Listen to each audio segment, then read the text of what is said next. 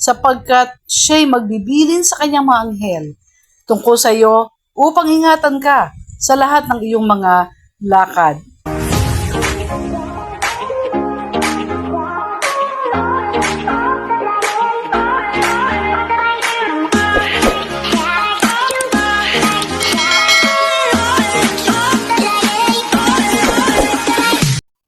Siyang tumatahan sa lihim na dako ng kataas-taasan ay mananatili sa lilim ng makapangyarihan sa lahat.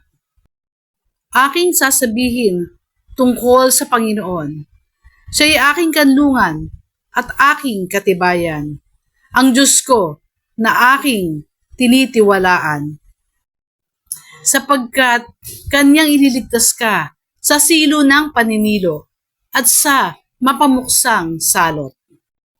Kanyang tatakpan ka ng kanyang mga bagwis at sa ilalim ng kanyang mga pakpak ay manganganlong ka.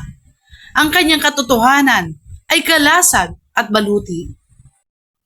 Ikaw ay hindi matatakot sa kakilabutan sa gabi, ni sa panaman na humihilagpos kung araw. Dahil sa salot na dumarating sa kadiliman, ni dahil sa pagibaman na sumisira sa katanghaliang tapat. 1,000 ay mabubuwal sa iyong siping at 10,000 sa iyong kanan, ngunit hindi lalapit sa iyo. Iyong mamamasdan lamang ng iyong mga mata at iyong makikita ang ganti sa masama. Sapagkat ikaw, O Panginoon, ay aking kanlungan. Iyong ginawa ang kataas-taasan na iyong tahanan.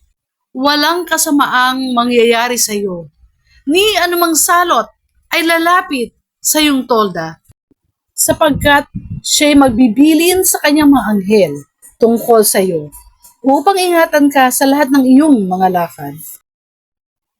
Kanilang dadalhin ka sa kanilang mga kamay, baka matisod ka ng iyong mga paa sa isang bato. Iyong yayapakan ang leon at ang ulupong. Ang batang leon at ang ahas ay yuyurakan mo ng iyong mga paa. Sapagkat kaniyang inilagak ang kanyang pag-ibig sa akin, kaya't iniligtas ko siya. Aking ilalagay siya sa mataas, sapagkat kanyang naalaman ang pangalan ko. Siya'y tatawag sa akin at sasagutin ko siya. Ako'y isa sa kanya sa kabagabagan. Aking ililigtas siya at pararangalan siya. Aking bubusugin siya ng mahabang buhay at ipakikita ko sa kanya ang aking pagliligtas.